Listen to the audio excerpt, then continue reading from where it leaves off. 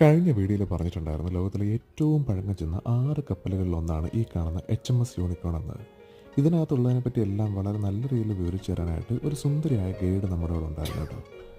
ഈ വീൽ ഉപയോഗിച്ചാണ് പണ്ട് ഈ കപ്പൽ അവർ ദിശ തിരിച്ചു വിട്ടിരുന്നത്. അതായത് ഇതായിരുന്നു അതിൻ്റെ സ്റ്റിയറിംഗ് വീൽ.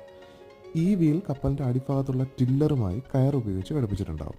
ടില്ലർ എന്ന് വെച്ചാൽ കപ്പലിൻ്റെ ഗതി മാറ്റി വിടാൻ വേണ്ടിയിട്ട് അതിൻ്റെ അടിയിൽ സഹായിക്കുന്ന ഒരു ഉപകരണമാണ്, അല്ലെങ്കിൽ ഒരു യന്ത്രം എന്ന് പറയാം. വലിയ ബുദ്ധിമുട്ട് നിറഞ്ഞ കാലാവസ്ഥയിലൊക്കെ 4 പേരോളമാണ് ഈ സ്റ്റിയറിംഗ് പിടിക്കാൻ വേണ്ടിയിട്ട് ഉണ്ടായിരുന്നെന്നാണ് ഇവർ പറയുന്നത്. ഇത് കണ്ടു കഴിഞ്ഞപ്പോൾ കപ്പലിൻ്റെ ഒരു പൂർണ്ണ രൂപം അവിടെ ക്രാഫ്റ്റ് ചെയ്ത് വെച്ചതിൻ്റെ കുറച്ച് കാര്യങ്ങൾ എക്സ്പ്ലെയിൻ നമുക്ക് ചെയ്തു തന്നിട്ടുണ്ടായിരുന്നു.